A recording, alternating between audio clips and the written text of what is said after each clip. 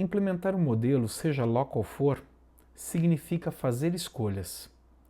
E escolhas significam dizer sim e não para uma série de coisas. Meu nome é Alexandre Marcelo e nesse vídeo final eu vou comentar sobre alguns dos desafios que surgem quando implementamos uma esteira do tipo CI/CD. No último vídeo eu comentei sobre a diferença entre focar na solução de um problema e focar nas ferramentas. Primeiro, porque um problema pode ser resolvido de diversas formas, usando ou não diversas ferramentas.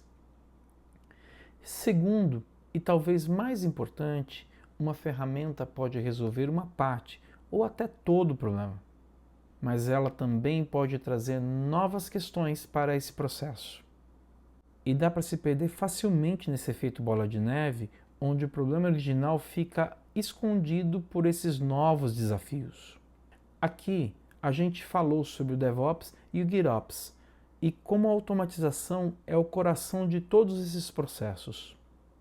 Porém, existe uma outra sigla bem conhecida e pouco entendida que foca nas questões de disponibilidade, confiabilidade, eficiência e monitoramento. É a disciplina do Site Reliability. Essa é a disciplina do Site Reliability.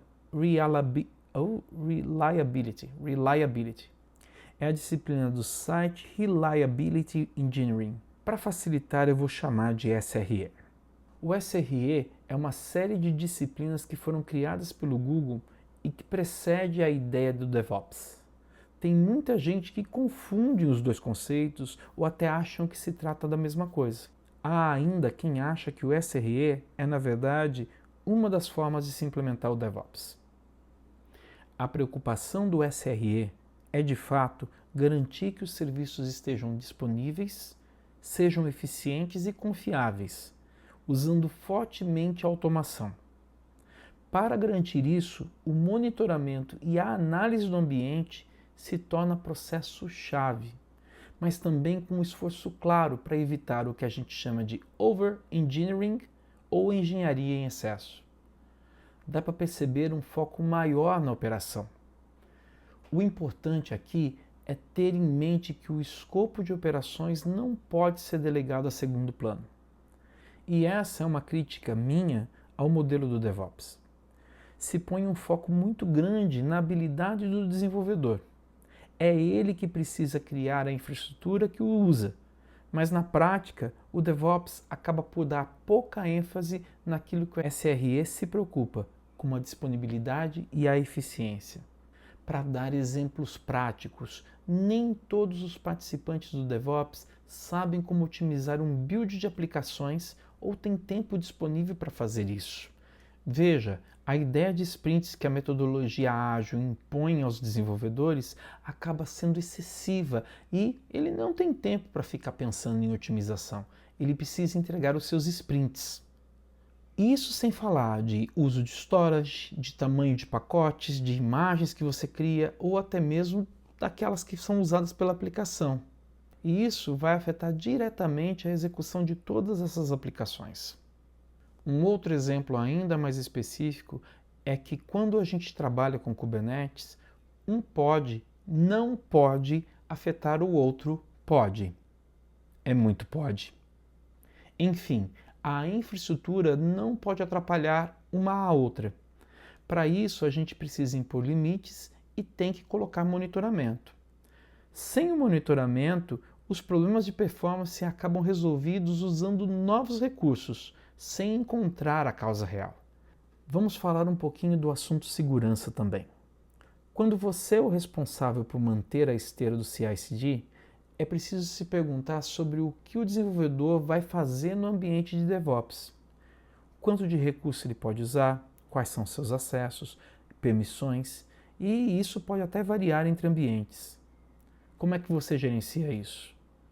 Dá para pensar em administrar os recursos de segurança da mesma forma que você faz o DevOps, de forma automatizada. Essa é a ideia do DevSecOps. Nesse caso, as práticas de segurança deixam de ser centralizadas numa equipe e são distribuídas para todos os usuários da esteira. Fica cabendo ao desenvolvedor considerar todas as questões de segurança da sua aplicação, incluindo aqueles testes automatizados de segurança. O desafio é que, não importa como e nem o alcance do que você implementar, no DevOps a grande mudança é cultural. E cultura talvez seja a coisa mais difícil de ser mudada. Por isso, ao trabalhar na criação de uma esteira, tenha claro quais os objetivos que você quer atingir e quais os problemas que você quer resolver. A complexidade deve ser controlada para não se perder o foco.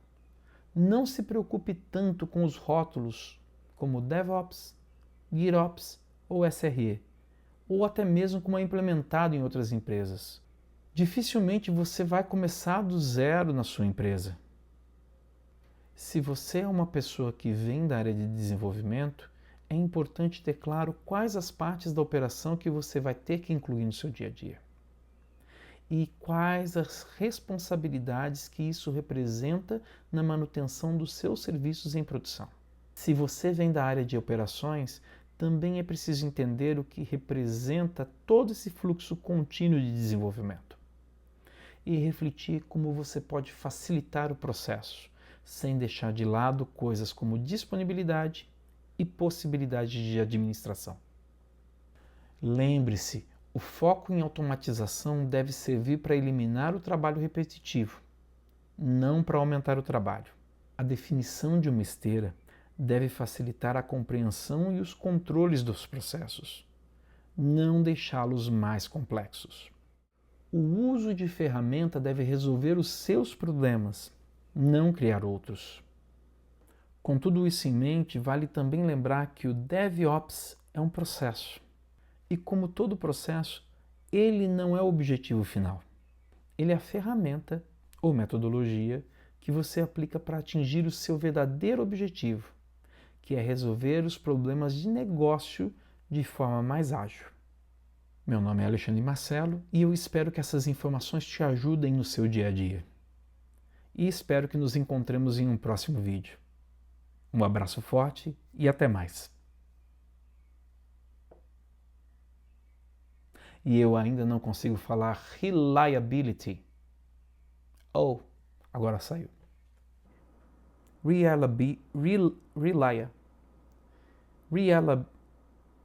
Essa é a disciplina do site Reliability Engineering.